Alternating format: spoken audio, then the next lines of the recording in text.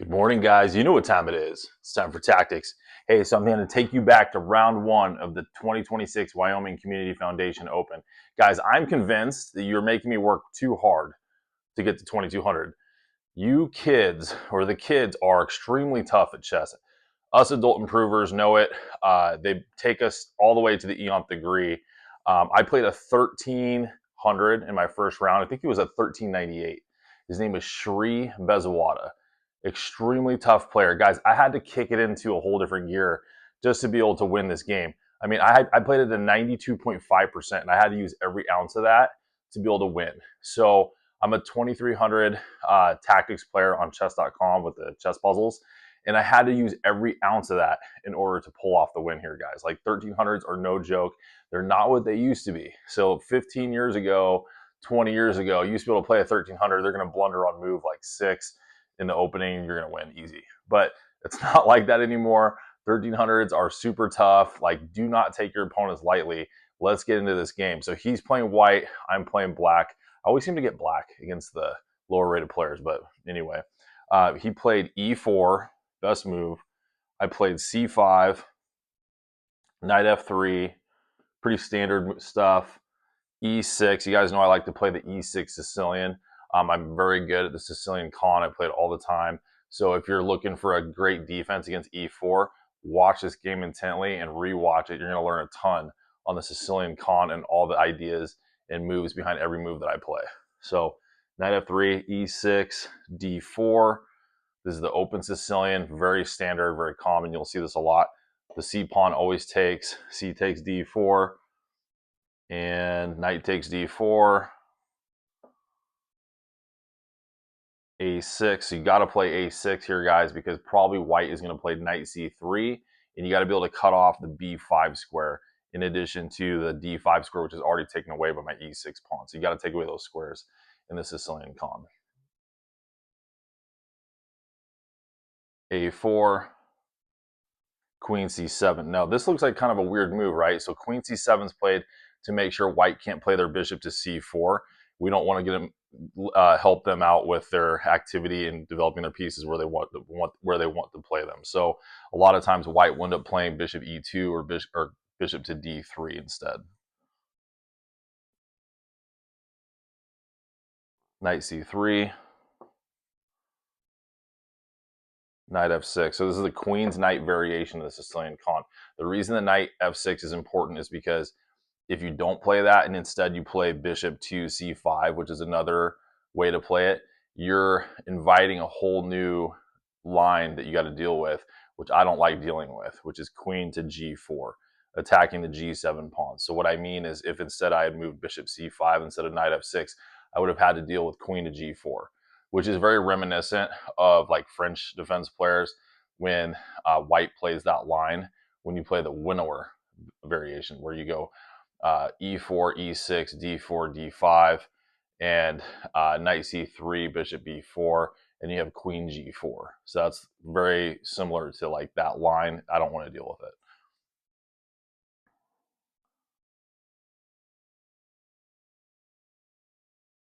All right, so after that, for knight f6, he plays bishop d2, bishop c5. Now we play bishop to c5, but what white will typically do is move knight b3 to counter. So they move their knight, which is under attack, but they counterattack my bishop.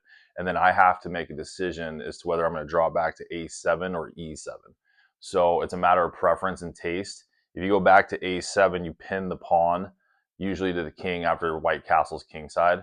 But if you go e7, it's actually a little bit better because you don't have to deal with the bishop going to g5 and then doubling your pawns on f6.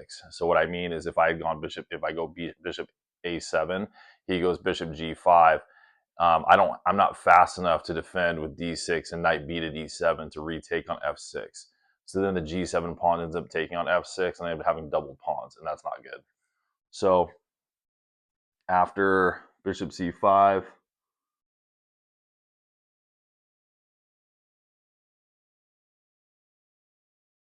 knight b3, like we talked about, bishop e7.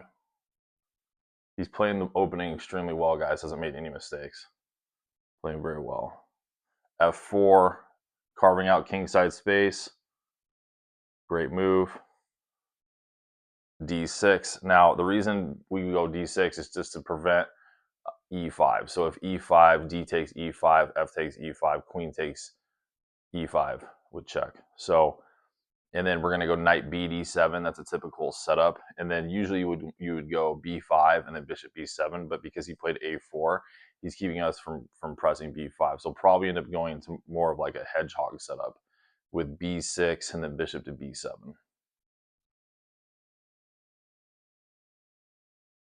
Bishop D3, because he can't go bishop C4 because we played queen C7. Knight B D7. Castles. Castles. Bishop E3. B6. So just like we spoke about, more of a hedgehog type setup because we can't go B5. Queen E2. Bishop B7. King H1. Knight C5. Great moves played so far by both sides, guys. This is a very well played game. Knight takes C5.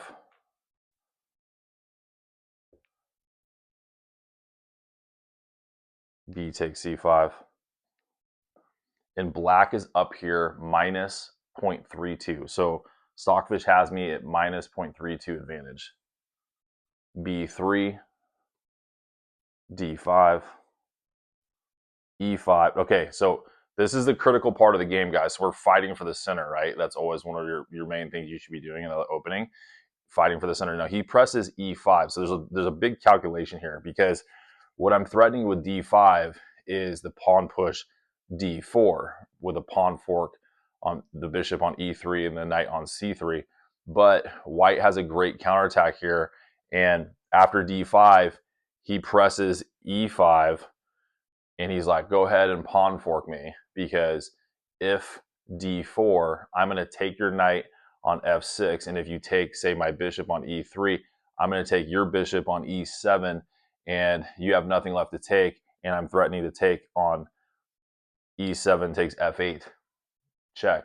So he would wipe out 3 pieces if I were to continue down this path of the desperado tactic. So excellent moves by white. This kid's a 1300, guys. Like, are you kidding me? Like I mean, honestly, like in this game, I was sitting here just kind of like laughing in my head. I'm like, this is exactly what we're talking about, like adult improvers. It's like you have to bring like everything you possibly can muster, especially against kids, because their brains are like sponges. They are so good. They're exponentially getting better. And we're just incrementally getting better because we're old and we do what we can. So, and we're busy. We got other things to worry about. But you got to bring it against the kids. Like they are extremely tough. So we cannot go down this path of a desperado tactic with D4 because he's going to win in that. So what we're going to do is after E5, we're going to still play D4, but when he takes on F6, E takes F6, we got to take with the bishop first to eliminate his counterplay and keep him from winning in that desperado tactic, but we still maintain the pawn fork threat. So what I calculated in the game was D4, E takes F6, bishop takes F6, knight to E4, great in between move by white. And I have to take on E4 with my bishop here on B7 to basically stay ahead of this. So bishop takes E4, and we are threatening to take his rook on A1, and he's going to probably take our rook on A8, but it's going to keep us ahead in that sequence because if we don't take the knight on E4, then he has knight takes F6 with check with another in-between move. So it's super complex here, guys. Like this is the kind of chess that we play on Tactics with Trav. This is the advantage is that typically your opponents, when they don't train the way we train with all the tactics puzzles and I mean consistency, doing it five a day, guys. I do 5 tactics puzzles a day, either on chess.com or over the board, and I actually set up the pieces and go through it, and I think out these things to work my tactics and calculation. But He's played incredibly well so far. So after e5, I played d4, like we spoke about. E takes f6. Bishop takes f6 because we have to play it this way because he'll win in the desperado tactic if we don't. Knight to e4, great in-between move on his part. Bishop takes e4. We got to play that too. Otherwise, he's gonna get ahead of us. Bishop takes e4. So now he's attacking our rook here on a8. D takes e3. Now we get that piece back because remember we just let him take on f6 because we followed up with the pawn fork. Bishop takes a8. Bishop takes a1. Rook takes a1. And rook takes a8. And then queen takes e3. So go ahead and take a guess here, guys, what the advantage is for either white or black. Just take a couple seconds. Pause your videos.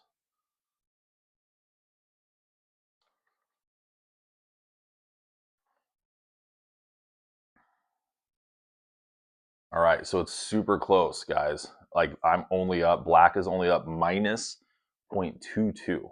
White has played very well in the opening and early middle game. Well, we're pretty much towards the late middle game, in game now. So, I mean, he's right there with me, guys. Rook to d8, got to take the open file, right? Principles of chess, take the open file when it's presented to you. Queen e2. Now he has to go queen e2 because what he's threatening here, or not threatening, but what he's trying to keep from happening is me getting a battery on the d file, which I end up doing anyway. But he can at least guard the d1 square and guard the d2 square. Queen d6, best move. Now we're keeping him from going rook to d1 because then we can just take twice. He only has one defender. So we control the d file, which is huge. Queen f1, h6. So I played this to create some luft for myself and keep white from getting any sort of back rank mate threat ideas. So we got to play that just as a prophylactic move. h3, he does the same thing.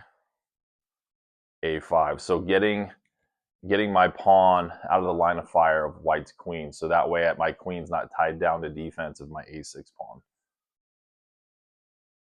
f5, great move by white. Now, pause your videos here, guys. Not necessarily a tactical move, but why or what should we play here and why? Should we take the pawn or not take the pawn?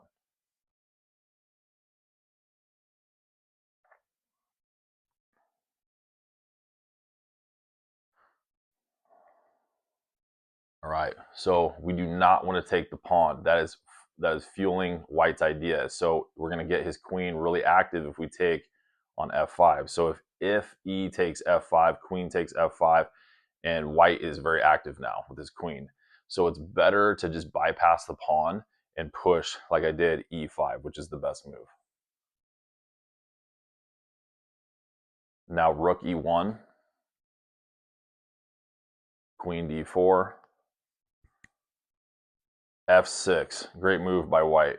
So still threatening. If g were to take on f6, queen takes f6, my pawn structure on my king side shattered. His queen is extremely active and threatening my king. So you never want to play moves or play into your opponent's ideas, typically. So I don't want to take back on f6. So I played rook to d6 with a creative idea here that, with the rook lift, that if f takes g7, king takes g7, and now I can use the f file. So then I can move my rook to f6, threaten white's queen. And I thought really deep here, guys. I spent some time on this move because it gets really complex. And you know how we like to play here. Complex, dynamic, creative, attacking chess. So the other thing too is if he takes on g7, it looks bad. Like for my pawn structure, I admit that.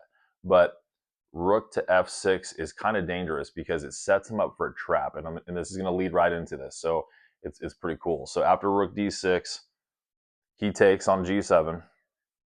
We take back. Now, I do want to mention that Stockfish did not necessarily care for king takes G7. It's not a mistake. It's not a blunder. It calls it an inaccuracy. And the reason why is because it suggests that white would move queen F5, rook E6, rook F1, and queen to D7. So it's saying I would have to play back to D7 to protect F7, and white would be up plus 0.79. So it's saying if perfect moves are played, and we're not computers, that white could take advantage of king takes G7. But we are human. We're not computers. Take that with a grain of salt. And so after king takes G7, he plays queen F3, which was like the third best move for white. So it wasn't a bad move. It just technically it'd be a miss because he didn't play that line. Now we play what we were brewing up. So here's my trick, guys. Here's my trap, and this is how we play on tactics with Trav. So if rook F6, this is what I was calculating: queen to G3 check, king to H7, goading him to take the pawn on E5. It's just very tempting because he's going to go up a pawn. Like we're neck and neck right now. Wouldn't that look good? So queen takes E5, but check this out.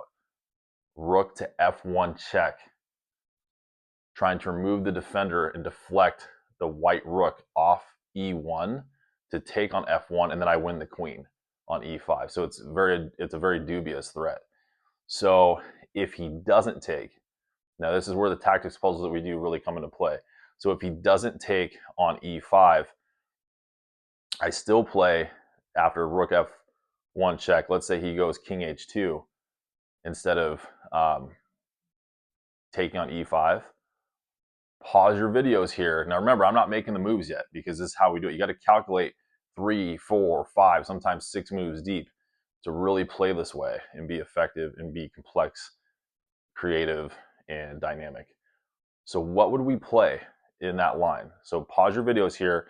White's going to play queen to G3 check. We're going to play king H7. And then I'm going to play rook F1 check. And let's say he doesn't take on E5, but instead goes king to H2. What would our follow-up be? I'm going to give you a couple seconds.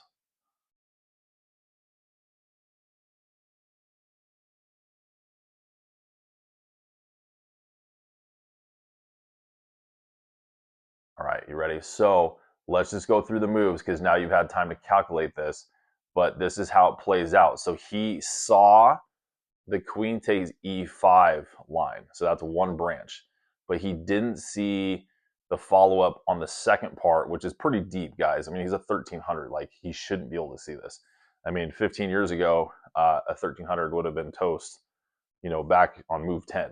But he is fighting very, very well, playing very extremely well. So great job, Shri. But look at this. So queen G3 check, king H7.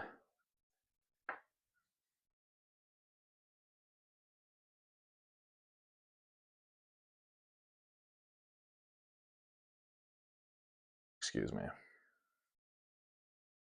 After queen F3, guys, I'm getting ahead of myself. Rook went to F6. So that's the threat, right? So now calculate this out. So if queen G3 check, king to H7, and go from there.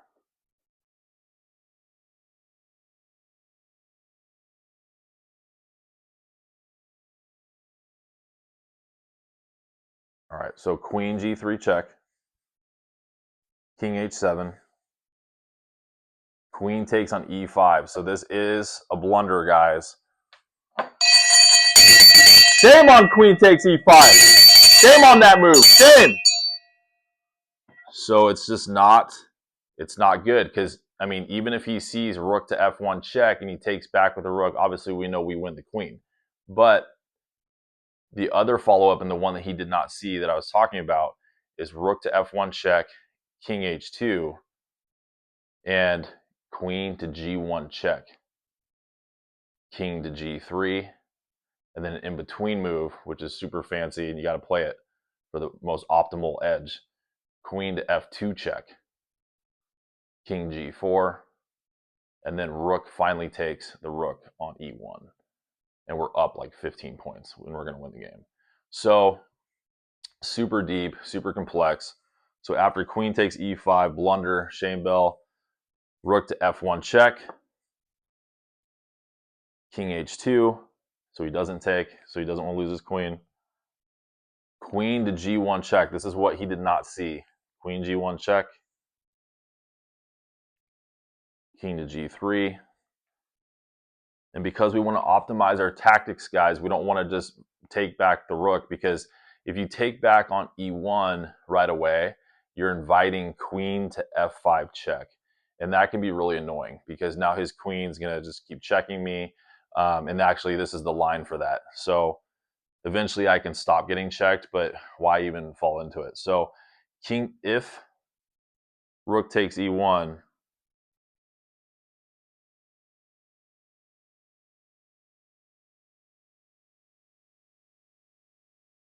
it would be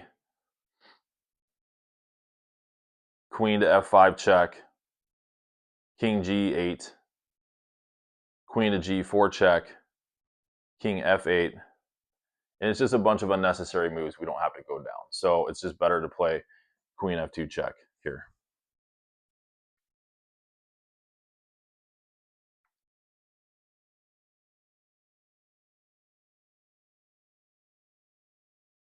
King g4, rook takes e1. Finally, we take the rook. Queen d5, and to make the game simpler and just trade off the queens whenever you're up material, just trade off the material. Queen to d4 with the queen fork. He takes,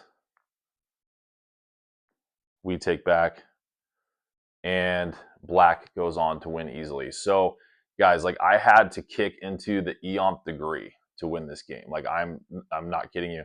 He played, and when I ran this through Stockfish, he played at an 86.3% accuracy level, guys. Like, he played extremely well. So Shri Bezawada, great job. Extremely tough. His sister is tough too. I played her in round 2, and I'm going to show her game next week. But excellent players, guys. 1300's are no joke. They're not easy anymore like they used to be. They don't drop pieces for the most part. And the only reason we won this game, guys, is because of this tactic. So we set a trap with rook to f6 when I went here, goading the queen to go to g3 check, king h7, and queen takes e5, which is very tempting, guys. Like, I would say a lot of players would take that pawn on e5 because this game has been very tough. It's been very complex, and that would be something like, oh, I can win a pawn, so I'm going to queen fork and then win the pawn. But what he didn't see was a deflection tactic that followed. But he did see, after I played it, that if he were to take, he'd remove the defender of his queen. We win the queen, so he doesn't go down that path, but he tries to avoid it by going king to h2, but it doesn't work because of the queen g1 line. So very complex, very fun. But guys, I played at a 92.5% accuracy level. I had to use everything that I had. And this is why we do our tactics every day, so that we can be ready when it comes to over-the-board games, over-the-board tournaments, and chess, because that's what we're fighting for, is 2200 USCF over-the-board ratings. And you guys are making this hard for me. You're making me work really hard. So stop. Make it easy for me to get there. But anyway, guys, hope you learned something in this game. The opening was well played, middle game.